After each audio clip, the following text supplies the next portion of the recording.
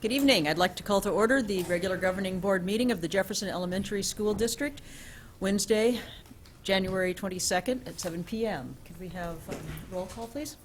Joseph Otaidi, Marie Brizuela, Shaquille Ali, Here. Joseph Waters, Here. Rebecca Douglas. Here. Okay, we're in luck. We've got a quorum.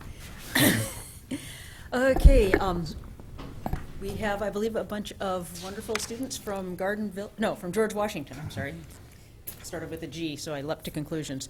To lead us in the Pledge of Allegiance tonight. So.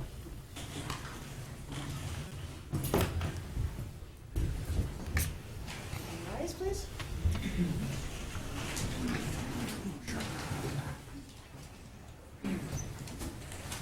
Please stand, put your right hand over your heart, and join us in the Pledge of Allegiance. I pledge allegiance to the flag of the United States of America and to the republic for which it stands, one nation, under God, indivisible, with liberty and justice for all.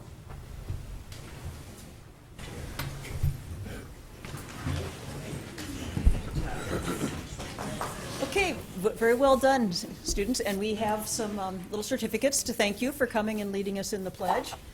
So, go ahead. I'd like to present this to Arlette. Yay.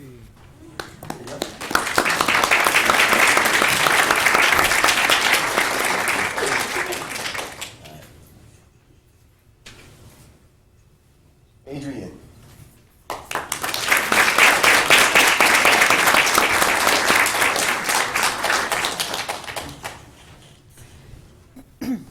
Gotta say, I got extra love for George Washington because I went there.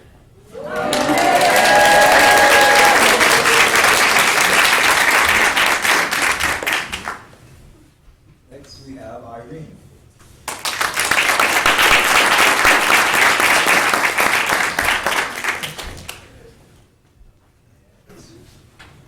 Daniel.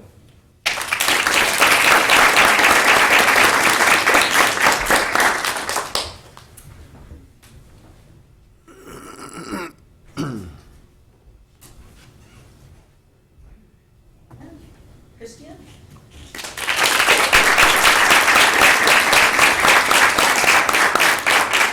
And Claire.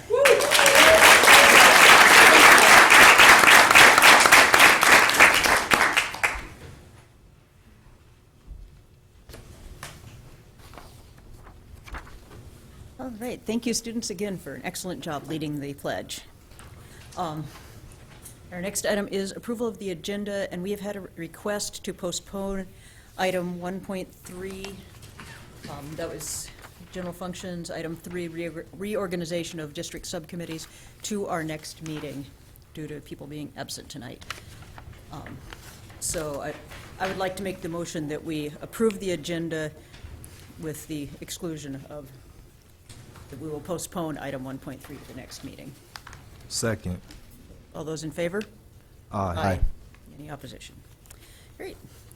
And now I understand we have a special presentation from our George Washington people. So good evening, board members and district office administration. My name is Rochelle Pimentel-Ewan, and I'm the proud principal of George Washington Elementary School. And it's my pleasure to introduce to you tonight two wonderful people from our school community, Elizabeth Long, our kindergarten teacher, and Aja Robertson, our PTA parent. So if you welcome them.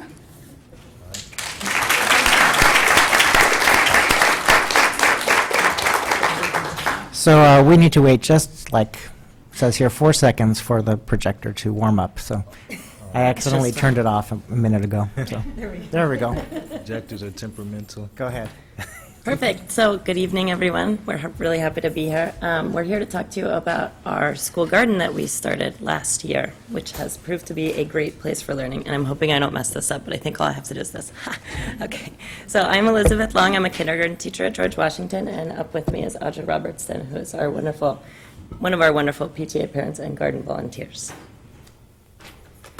So just to let you know how we'll be breaking it down in our quick little presentation, we'll start out by talking about how we started the garden, connecting the garden to the California State Curriculum and the Common Core State Standards, and planning for the future. So moving forward, when we first had this idea, we had really all of the supports we needed and structure to start this sort of project. We had a really strong PTA leadership, we have really involved teachers and parents, and we have a very supportive principal as well. We came together with Kelly Baum at Daly City Partnership and the George Washington Elementary School PTA, and myself and several other teachers got 2 grants. The first was a Lowe's Toolbox for Education grant for $5,000, where we got all of the money for the materials, all of the things that we needed to build the garden.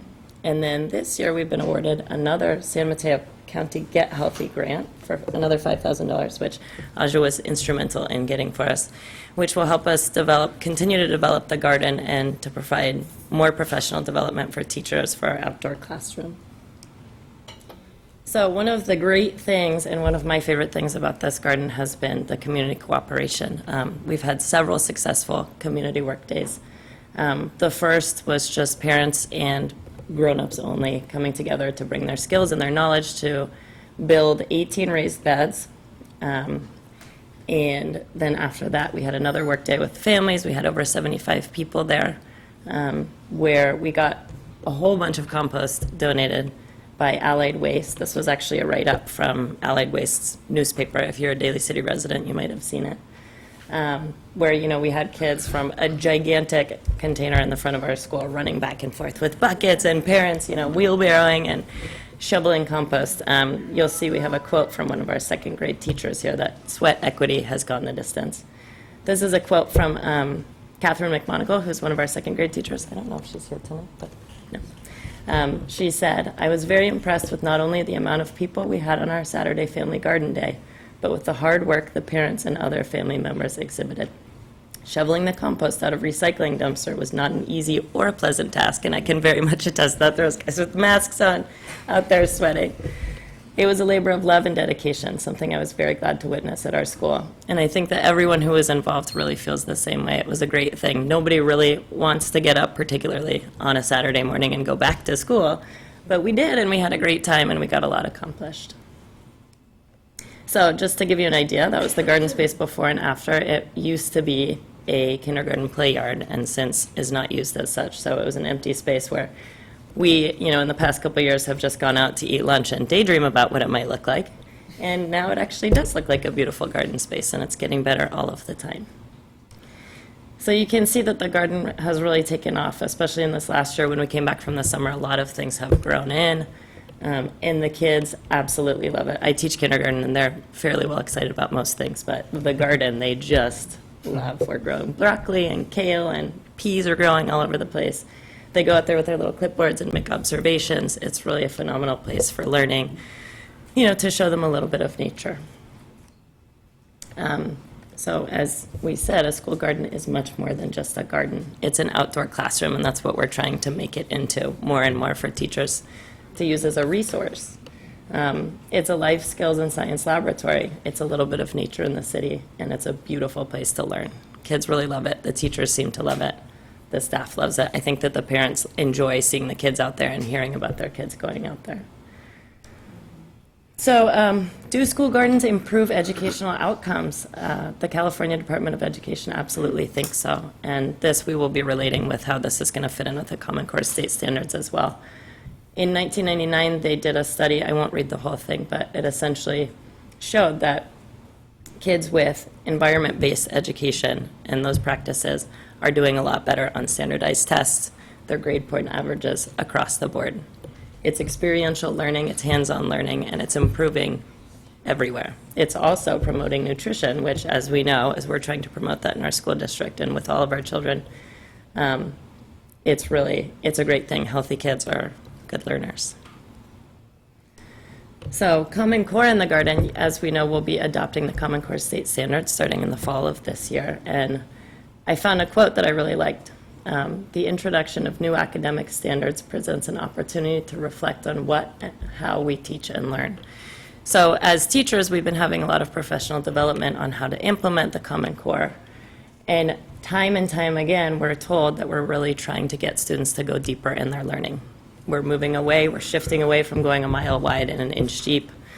We're moving into students really going deeper in their knowledge. The garden presents a really good opportunity for all of these things. You know, learning through making observations and predictions. This is from a 4th grade class who goes out to the garden routinely, and they have little notebooks, and they go out there and make observations and predictions, so they can go and choose things of their choice, or maybe their teacher shows them something in particular. But they go notice things, they wonder things, they predict about what will come next. It's experiential learning, it's having real-life connections, it's collaborative conversations, and there's a lot of student investment. So just to give you a few examples, science in the garden, it's really easy to cover a lot of things. You know, these are just a few of the lessons that we could teach. Soil erosion, pollinator plants, natural decomposers, water cycles, soil properties, life cycles of a plant, ecosystems, photosynthesis. You can do social studies. We have 4th grade classes studying California history. They're using native plants to study sort of what the Native Americans had, you know, to work with in California. And as we saw, healthy kids are better learners. This was just the other week. We had the kids out there tasting lettuce from the gardens, and they loved it. They couldn't get enough of it. So I think as much as we can, just promoting that. And last, also, it's a great artistic opportunity, and it's not limited to these, of course, math and language arts. But I just wanted to give you some examples of things that we're trying to bring more into the curriculum.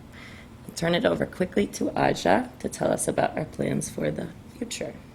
And so as we go into the future, we're just trying to kind of stick with the ideas that we had when we started, to really make it a community project, to make it a place that teachers can teach easily, and simply by providing curriculum for them to just be able to use the garden.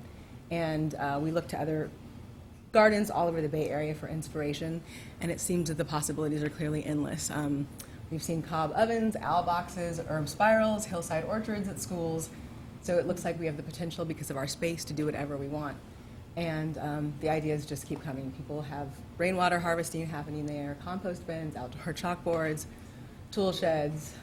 We'll continue to keep fundraising. And there's nothing like getting a little bit of money to make you want more money. So we feel motivated, and we feel like the garden is really an opportunity for leadership in sustainability education. We can bring up a generation of students who are ready to be agricultural and plant science innovators, who are eating healthy food because they know what it is, and who are becoming excellent stewards of our natural resources. Thank you. Thank you so much for your time. Yep.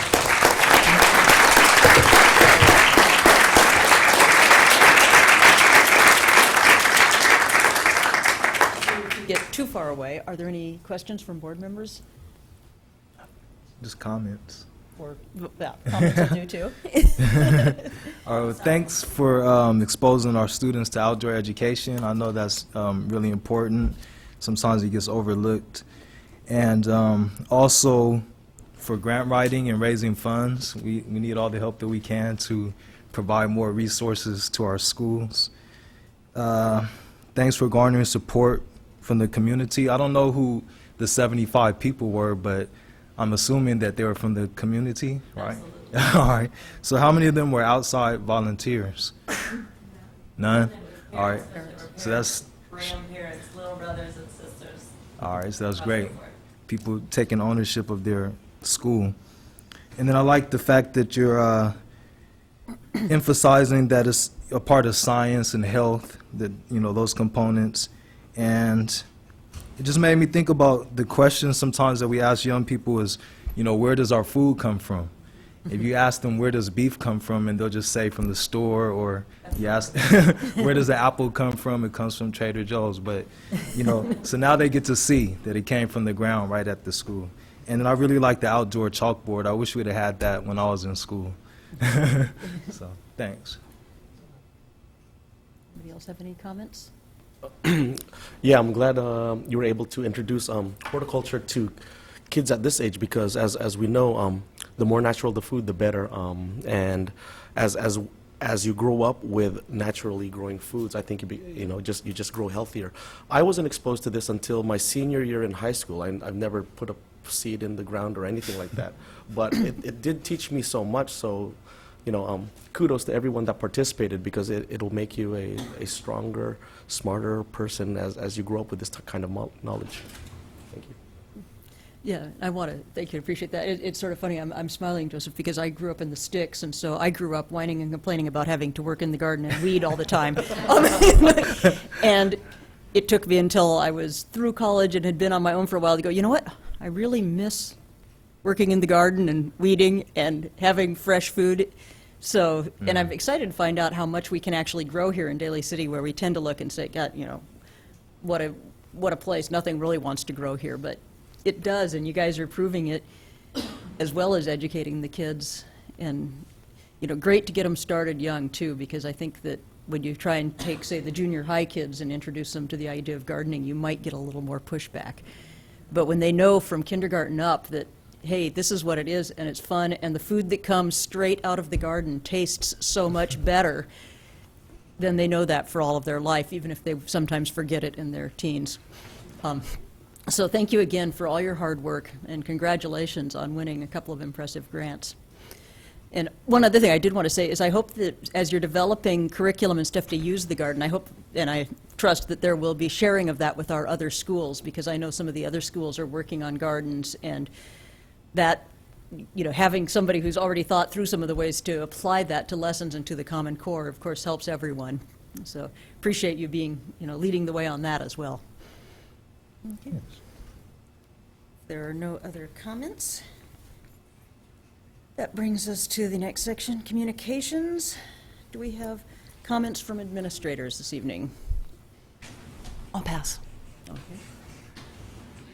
I was just going to thank George Washington for that wonderful presentation, and also George Washington is the host of our mid-year kindergarten this year that started on Tuesday, and we have a very full class with actually a waiting list, so and I'm sure those students are really excited to be at school, and I know it went well. So that's it. Also want to thank George Washington, staff, and students and community for all their hard work, and thank you for the great presentation. Okay. Public comment. Comments from board members. Mr. Tidy. Only comment I have is a comment I'll be talking about at every meeting now, and it's the importance of voting and how it stems from our board to our teachers, to our parents, to everybody, to encourage all our children, not just when they're of voting age, when they have a mortgage, when they have kids, when they have a big stake in what's going on, but for everybody, as soon as they turn 18, to encourage them to vote.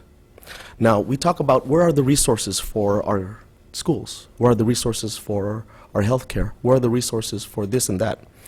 Well, those resources are your tax dollars. And as every parent knows, they take a lot of taxes. And if you could have those monies back to you in your pocket or in programs back to your schools, it would be much better for you and your family. Now, who has control of those monies? It's your elected officials. And it's important for us to get more and more involved in choosing who your elected officials are, because they dictate where those tax dollars goes, where your hard-earned money goes. As we know, we passed the constitutional amendment for income tax, and that income tax is not much bigger than our Constitution today. It could fill rooms of paper, and you have to get involved, and we have to teach our kids now to get involved in the voting process and to get back into civic duty, because your vote does matter, and your vote dictates where your tax dollars goes. So, not only do we teach our kids Common Core, not only do we teach them agriculture, but we should also teach that one of the beauties of America is our ability to vote. And you must vote and teach them so you could choose your elected officials so that it helps you. And it helps our kids, because public education is getting defunded, and it's only going to get defunded as we go forward. The only way we could change it is to make sure that we vote the elected officials that vote for education. Now, I've talked to Melinda Dart and AFT that, I'll be lockstep albeit Washington, D.C., albeit Sacramento, to fight for those tax dollars to come back to the schools. But it also has to be from the home. So just want to remind everybody that voting is also important. All right. Just want to report that I did attend, along with Ms. McCulick, the community meeting at Ben Franklin Middle School last week on January 14th. There was a nice seminar that was facilitated by, I believe it's Dr. Jamal Cooks from San Francisco State University. And I encourage, people from the community to make it out to those meetings. The focus was literacy and the importance of reading and writing. And they had a fairly good turnout, people from the community, parents, and students from the school. So I also wanted to just congratulate Mr. Parrish, the principal at Ben Franklin, for starting this program. And that's it. Well, I want to give a shout out to the students from TRP's dance class. Some of us got to see them in performance last week. Was that last week? And I believe they're doing their evening performance tomorrow night. As usual, they just impressed the socks off of me with how much they've learned and done. And I also want to say that 2 weeks ago, I attended a local control funding formula workshop with most of the members of our cabinet. And I just want to say that I learned a lot from that. We do have the handout that they gave us there to share with the rest of the board members and anybody interested. One of the things that I did learn in a hurry was that our district is impressively on top of things, and our cabinet is working hard to make this happen in all the right ways as we're gradually finding out from Sacramento what the right ways are. And I want to express my appreciation to you guys for the amount of work that you're putting into that as well. And that's all I had to say. Did you want to refer to these as input dates? Okay. Yes, why don't you, in fact, give us a quick rundown on those? Ms. At our last meeting, I gave a presentation about the Local Control Accountability Plan, which is the LCAP. And so just to remind everyone about the dates, we're having many meetings. We actually had one yesterday with AFT and CSEA about this plan and how we are gathering input from the community and opportunities for people to give their input on this plan of what our goals are for the district and what or how to address our goals for the district. So these are the different groups that are meeting, and we have our Parent Involvement Advisory Committee coming up February 11th, and then we have another one, I believe, April 16th. And so February 11th would be a great opportunity for parents to come and provide input for this. Yes, because one of the points is that when they talk about the local control, they are talking about you guys, not just us. That the state mandate is involvement from all the stakeholders, and that includes the parents as well as the teachers, the administrators, the board, the neighbors, the business community. Everybody in the community has a stake in what happens in our schools. Okay. Mr. Waters declined. Yeah. Yeah. And we do have one speaker card from the persons wishing to address the board. Melinda Dart. Good evening, Melinda Dart, AFT 3267. Good evening.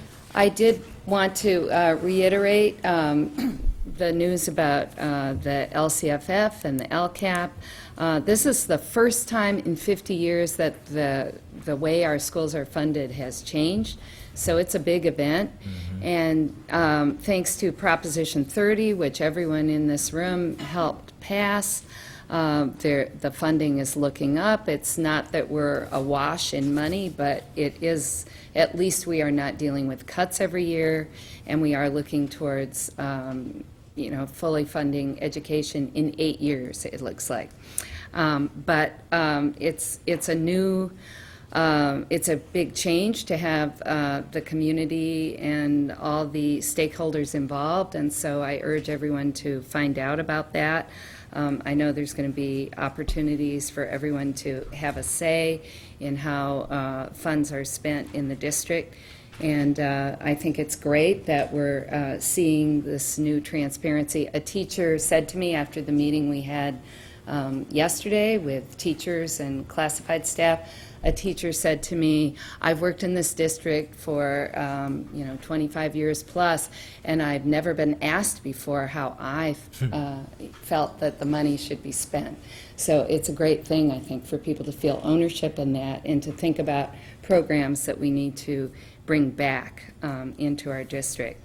And congratulations to George Washington. I'm so glad to see the garden work going on there. I know that students really need a connection to the natural world, and they need to start thinking about vegetables early in life so they will eat them. And I think that's great. And I want to remind everyone, or tell them for the first time, that there are 2 important dates coming up in March. There will be, we'll be getting more info out, but save the dates. March 1st at Woodrow Wilson School on a Saturday will be a Get Your Taxes Done with TurboTax date. It's being put on by the American Federation of Teachers and TurboTax and Woodrow Wilson's PTA.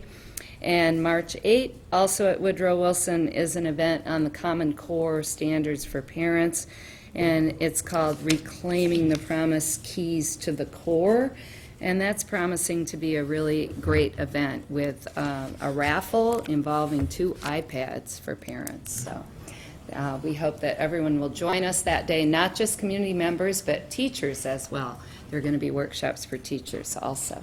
Thank you. Thank you very much, Ms. Hart.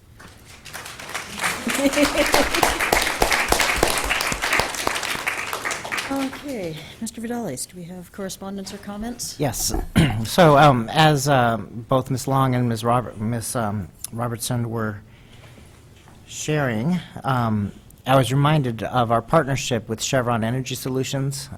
They have partnered with us to write several grants, and we have at least 2 grants out there that are going to continue to build our capacity to incorporate learning around gardens in our district. That's right. They are also starting different workshops. Would it be at the end of the month? Oh, there's one tomorrow, so teachers, before you leave, take note, on integrating the science of the solar panels into our classrooms. And students are excited about it, and they're up and running, and we'll know in a couple of weeks exactly how much we've saved in the first month. But science is happening outside. The sun is giving energy to our buildings as well as to the kale and the pumpkins. And so we want to draw those connections between what's happening in our gardens and what's happening in our schoolyards with the solar panels. And so I'm very thankful for teachers like Ms. Long and for parents like Ms. Johnson who take initiative in this. And I believe it was today, Ms. Ewan, Ms. Piment, did I send you, I sent a link to San Mateo County Garden Survey. They're surveying all schools on gardens and how we use them, and I would encourage your school to fill one out, because out of that, I think at least 3 schools are going to be selected for how they use their gardens as awardees. And I think last year we had 2 schools win. We had Westlake School and F.D. Roosevelt School. And I think John F. Kennedy has won in the past. So I think it's time for George Washington, and you guys have plenty to start with there. So I encourage you to follow up on that. So thanks a lot. It's great to see gardens, and like Ms. Douglas, Dr. Douglas said, it's nice to see that we can grow things in Daly City. I live very close to George Washington, and I have to go study what you guys are growing, because what I have is the snails get it, or they don't grow. So. Okay. Thank you, Mr. Vidales. At this time, I do want to say to any parents that if you need to take your children home, I know it comes on towards bedtime, and if homework isn't done and so forth, feel free to go as you need to. Encourage anyone who doesn't need to go to stay and pay attention to what we do up here. Okay. This brings us to general functions and the consent agenda. Do we have a motion to approve the consent agenda? Motion to approve the consent agenda? Second. Okay, we have a motion and a second from Mr. Ali. All those in favor? Aye. Any opposition? Since you may not, you missed this, Mr. Otidy, but we tabled item 3 under general functions until the next meeting at the request of absent members. So that brings us to item 4, the attention to attendance update.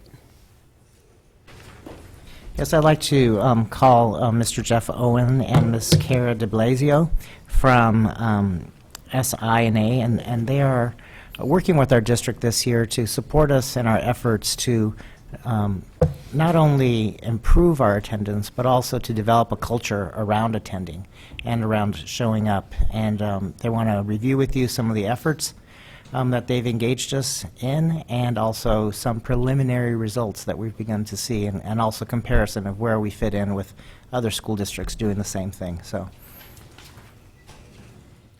okay. Good evening. It's good to be back.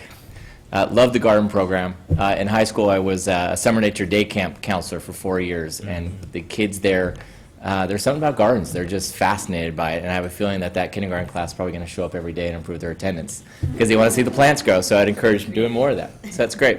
So I'm going to start with a couple of the general overview slides before I pass it on to Kara, who's really been knee-deep into the work that we've been doing this initial year on Jefferson Elementary School District and A2A. So just as a reminder, I know Mr. Waters, this is Board Member Waters, this is a little bit new. You weren't here back in September when we approved it, so this will kind of give you a quick little overview of what we were doing at that time, which was, at that point in September, Jefferson and A2A and SINA partnered to put into place a program that would, in a more timely and consistent way, communicate with their parents and students regarding their attendance in order to build a culture of achievement. Along with that, which is great, is we have roughly 80 school districts that we work with and about 1 million students on the program. So some of the things that Kara will be showing today is to give you a sense not only of how Jefferson School District is performing in attendance, but also be able to give you some benchmarks of how you compare to our 1 million student network as well, just to give you some goals and help frame some of that. We also believe it's important that you understand and know who your partners are. And some of the things that we were excited about and wanted to report on today as being one of your partners is we had a really great last year of 2013. District administrators named us as one of the top 100 products and services for attention to attendance. And that is through nominations of district staff and site staff. So that came directly from them, so we're very proud of that. The CIO review named us the top 20 education tech firm. We really started doing a lot more consulting and conversations with both the Attorney General this year, Kamala Harris's office, as well as the Gates Foundation. Not sure if you saw the report that Kamala Harris came out with, but she's really focused also on elementary level truancy and the impact that it has on students' lives. And then the Gates Foundation is looking at attendance as one of the key indicators for college and career readiness. So it's something that we've been immersing ourselves in, and it's been interesting conversations that we've had along the way. What Kara is going to go into the details, this slide represents really at a whole what both district office leadership, Superintendent Vidales, and the sites and our team is doing is really to get to the results that we want to have, to get to the positive outcomes and improve attendance. There's really two key things that we're working to accomplish here, which is parent and student engagement as well as employee commitment to what we're doing.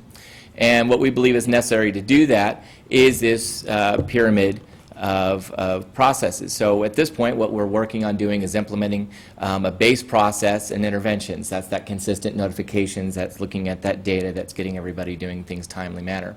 The district and site staff, as well as our A2A team, is making sure that we're communicating with parents and staff, getting notifications out, communicating to parents the importance of showing up, as well as the staff, supporting the effort of what they're doing at the classroom and the site level of regarding getting our students to show up even more and the importance of it, measuring the effectiveness, looking at these interventions, what's working, where can we improve, where can we set some goals to accomplish both short-term and long-term, and then measuring that effectiveness. So what is working, in fact? So when we look at that, when we look at this data, where do we see improvements and where else can we look at it from the negative trend lines? And then the providing oversight is what we're doing tonight. which is ensuring that you and the board understand what is going on, what we're accomplishing, what we're working on, so that you're fully aware of that. So with that, I'm going to turn it over to Kara, who is our executive coach, works very closely with the district staff, and leads up the team that's dedicated to Jefferson on this attendance improvement. Good evening. Thank you so much for having us here today. Quickly, what I'm going to do is talk to you about where we are in the implementation process of the base service of attention to attendance. We had a very, very smooth implementation process with your district, and that's really been key in this whole process, and it's really because of the leadership that we've received from Superintendent Vidalis, Sandy, and Ms. Kessler, and other folks here at your district. So we had a welcome call conducted in early September, right after the contract was approved. We installed our data robot, which links up to your student information system and pulls the attendance data. We're now sending, for your district, 6 letter templates in 4 different languages: English on the front, home language on the back. We had quite a few trainees in our 2 full days of training sessions for your district. We started printing letters for your district in mid-November. First letters were printed and mailed on November 13th, and we're starting to see some data now forming in these letter runs in our relations and our communication with the sites. We're getting questions from your site staff, from your district office staff about students' attendance, not just the actual letters themselves, but what is causing the absences, etc. And again, we've had a great working relationship with everyone here at the district, and because of that and how positive and engaged everyone's been, again, it was a really smooth, quick implementation process, and we're up and running. So just some quick administrative details. So as of December 13th, so the data you're going to see here today is actually as of December 2nd. We had to backdate the data a little bit to ensure that we could test it, run the data, etc.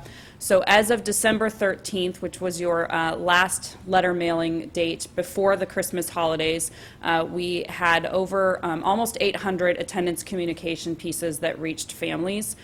You had 42 students that were eligible for conferences. You conference off of that second truancy notification. And scheduling is starting to occur. We're right where we should be with a district who has come on board within the last few months. So we're generating those attendance notifications. Students are being scheduled for those face-to-face conversations between parents and site staff. We have quite a few documented communication touch points between both your site staff, your district staff, and our service team. And we also had a leadership message that went out to every family in the district from the superintendent, launching that idea of showing up, the importance of being in school every day, regardless of your attendance behavior. So each family in the district received that notification. And it's all positive, again, informative communication from the superintendent. When we're looking at the increase in parent communication, what we've done is we took the actual NOT claim numbers from 11-12. The 12-13 claims haven't been filed yet. So when we're looking at the increase in parent communication, what's important to remember is the data in this presentation for our purposes as far as December 2nd equals 67 instructional days that have elapsed. So we sent out together 848 notifications to parents in just 67 after just 67 days, and in 177 instructional days, so a full year, there were 744 notifications that went out from the district. And obviously those 6,300 plus notifications that went out to all families here in the district from the superintendent can be considered communication, obviously, as well. Can we ask questions in between, or you want us to wait to the end? That's up to you. I'm kind of confused about the 6,330. Mr. Vidalis sent those out himself. I don't. Correct. As part of I licked everything.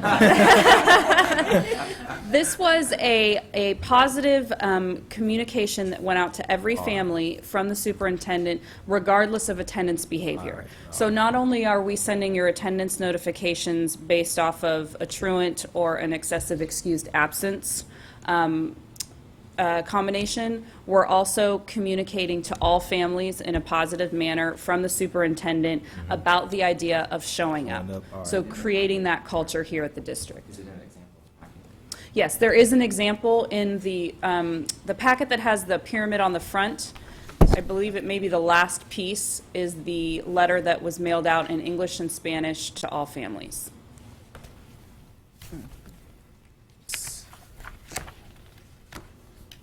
There's quite a few. We've done quite a lot of work as far as the leadership portion and the leadership campaign goes, which we'll get into a little bit further in the presentation. Actually, just before This one.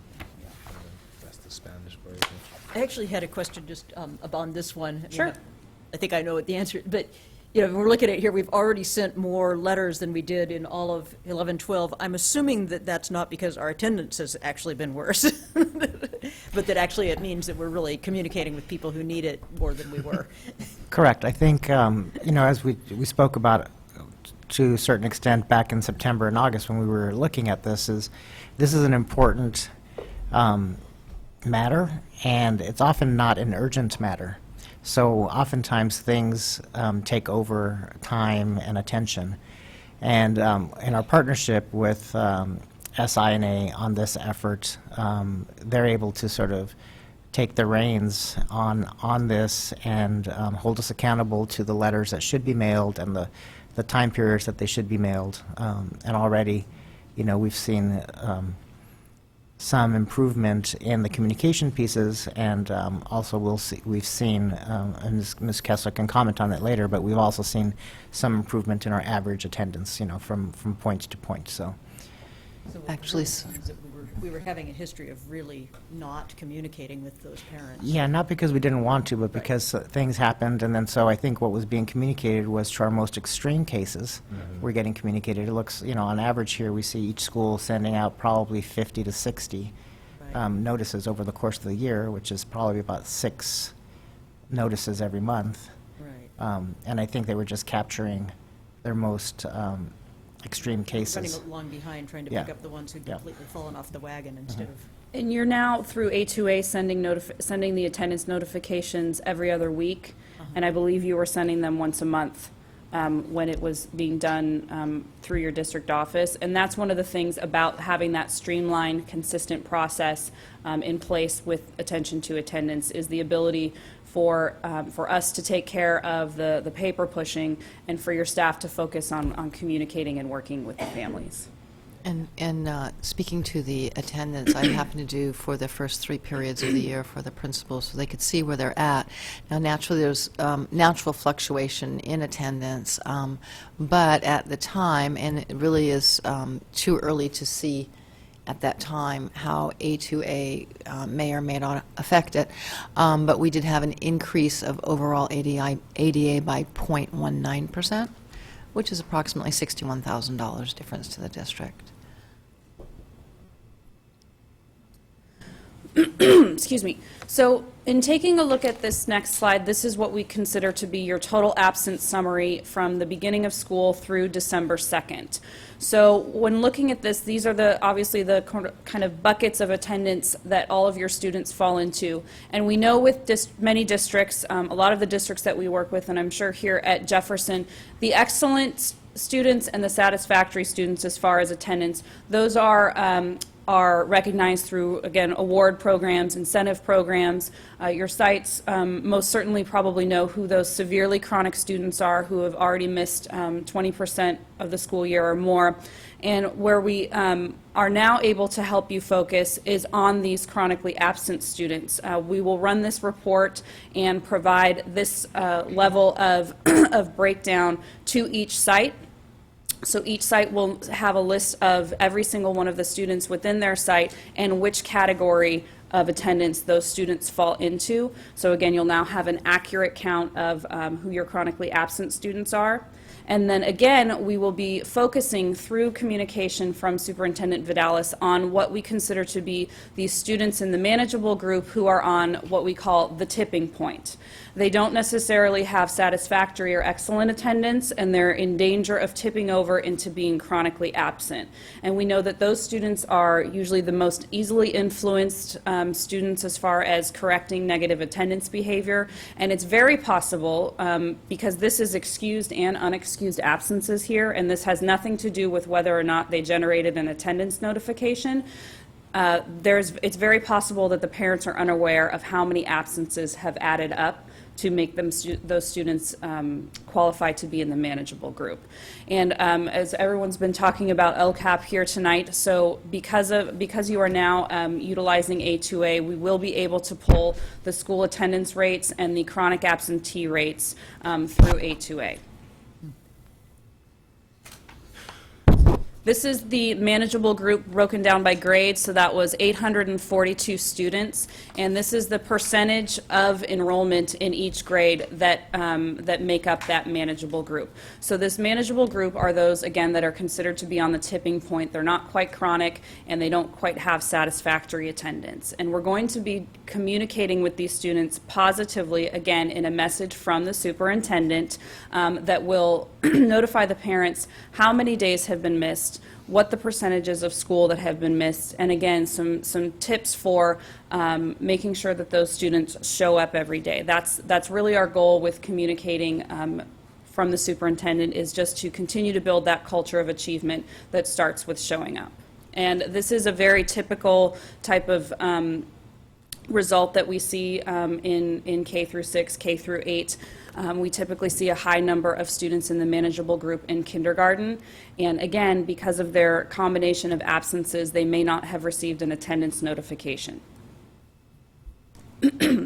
So again, the tipping point. So what's coming up here in the first half of the year of 2014, at the end of this month, beginning of February, we will be mailing a communication from Superintendent Vidalis with that showing up messaging. It'll be positive, encouraging, and will include those specific dates that the student has missed so that the parent can have a conversation with the school site about the student's attendance. We'll also be messaging to that same group of students from the superintendent at the end of the year, and we'll have 3 different types of communication that will go out based on whether or not that student has remained in the manageable group, if they've improved their attendance and gone back to having satisfactory or excellent, or still positively messaging to them if for some reason they have slipped and missed more school. In looking at some comparison, and again, this is the data that Jeff was referring to as far as comparing where we are at this point in the year with your district compared to our other clients on attention to attendance. So your district is the red line in this chart. And these are the percentage of students that are truant. So when we're looking at this, this is important to remember. These are students who have missed 3 or more full days of school for unexcused absences. And it's 3-day equivalent for your secondary sites, your secondary grades rather. So 18 periods, it could be 3 full days, or perhaps they missed first period 18 times. And again, what we want to point out is if we're looking at this, 6% of your first graders have missed 3 or more full days of school for unexcused absences. And again, we are, since we're so early in pulling the data, we will be pulling this data again, obviously at the end of the year, to see how we ended up, and show you those numbers as well. And you're still performing under our California average, which is actually good for these percentages. The lower, the better. But we just want to make sure you're aware of where your district is trending right now. Again, these are excused absences. So the illnesses, et cetera,